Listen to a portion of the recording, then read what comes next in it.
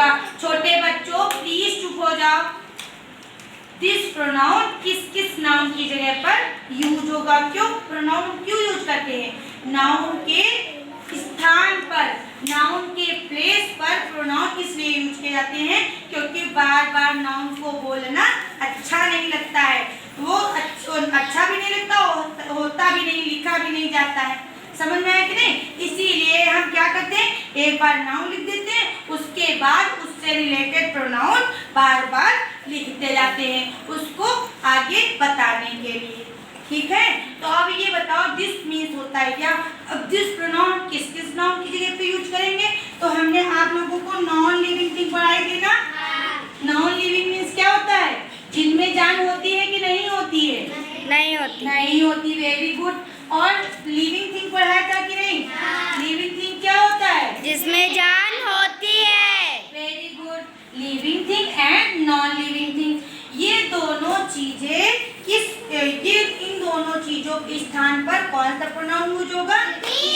तो चाहे सजीव चीज है या चाहे निर्जीव चीज है, उसकी जगह पर हम दिस प्रोनाउन यूज कर सकते हैं। तो अब जब तुम लोग इससे रिलेटेड नाउन लिख के लाओगे तो उसमें लिविंग भी होंगी और नॉन लिविंग भी होंगी। और जब हमको यह बताना होगा, क्या बताना होगा? जैसे हमने कहा यह राम है, तब ये थोड़ी कह सकते कि दीदी ने बताया है कि राम लड़का है तो ही लगाना नहीं। अब मीनिंग चेंज हो गई। अब हम यह पूछ रहे हैं, बात थोड़ी पूछ रहे हैं। समझ में आ गई? अब यह की मीनिंग क्या होती? दिस भी होती, इट भी होती, लेकिन इट लगाते हैं नॉन लिविंग के साथ और दिस लगाते हैं किसके? दोनों के साथ। इट दिस में नॉन लिविंग भी लिख सकते हैं और लिविंग भी लिख सकते हैं। तो अब हम क्या करेंगे? तो हमको पता है सबसे पहले लिविंग थिंग लिख लेंगे। क्या लिखेंगे? Ram, boy, girl, this girl. समझ में आया कि नहीं? दिस कर सकते हैं। Pen, pencil, rubber, eraser, sharpener, bag है, कर सकते कि नहीं? कार है, हाउस। समझ में आ रहा कि नहीं? मदर। इसमें दोनों चीज लिखेंगे, लिविंग भी नॉन लिविंग भी। उसमें चाहे वो किसी भी कैटेगरी का हो, बॉय हो, गर्ल हो, एनिमल हो, बर्ड हो, कोई मैटर नहीं करता।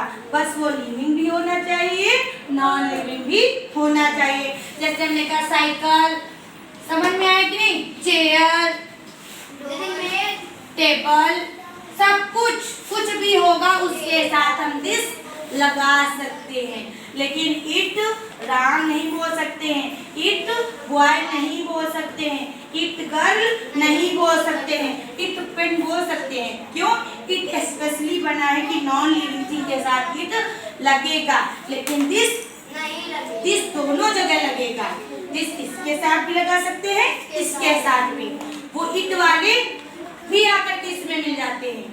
समझ में आया कि नहीं? जैसे इधर लिविंग थिंग का झुंड लगा हुआ है, इधर नॉन लिविंग थिंग का झुंड लगा हुआ है। तो इट ने क्या किया? इट ने कहा कि नॉन लिविंग थिंग मेरे पास आओ। तो जितनी नॉन लिविंग थिंग है वो किसके पास चली गई? इट के पास। लेकिन जब दिस की बारी आई, दिस ने कहा हमारे पास कौन कौन आएगा? तो इट ने कहा मेरे भी बच्चे सारे ले लो, मेरी भी चीजें सारे अपने पास ले लो। और जो लिविंग थिंग है, सजीव चीजें, वो भी आकर के दिस में मिल गई और निर्जीव चीजें वो भी आके किस में मिल गई? दिस में। इसमें हम दोनों चीजें लिख सकते हैं। डोर भी लिख सकते हैं, विंडो भी लिख सकते हैं, है ना? स्लीपर भी लिख सकते हैं, बैग भी लिख सकते हैं, बुक भी लिख सकते हैं, और मदर भी लिख सकते हैं, फादर भी लिख सकते हैं, टीचर भी लिख सकते हैं, प्रिंसिपल भी लिख सकते हैं, कुछ भी दिस में लिख सकते हैं। जिसका मतलब यह दर्शाने के लिए उसके साथ हम सजीव निर्जीव दोनों शब्द लिख सकते हैं। बताओ किसको समझ में नहीं आया? आ गया हमको। बताओ। जब दिस से रिलेटेड प्रोनाउन, दिस से रिलेटेड नाउन लिख के लाओगे तो उसमें क्या होगा? सब चीज होंगी, एवरीथिंग।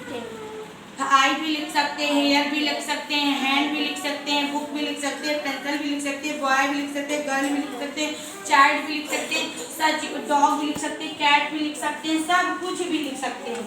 समझ में आया कि नहीं समझ में आया? बताओ।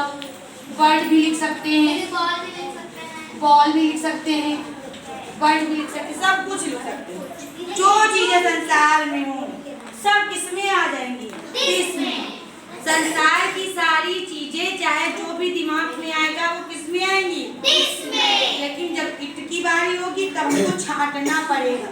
इसमें छांटने की जरूरत नहीं है, इट में हमको छांटना पड़ता है। क्यों? क्योंकि हम इट के लिए क्या करते हैं? जो चीजें निर्जीव हैं, जो चीजें हम यूज करते हैं वो क्या करते हैं? उठा उठा के इट के आले में डाल देते हैं।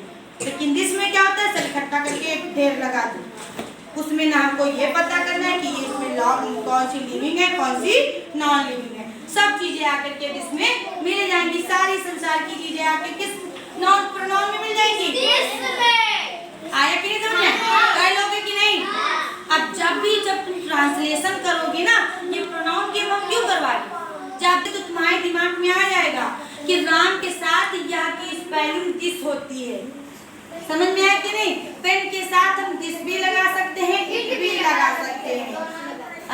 जैसे हमने कहा गर्ल, गर्ल के साथ केवल हम दिस लगा सकते हैं। लेकिन जब आएगा हेयर तो हेयर एक प्रकार से नॉन लिविंग है कि नहीं?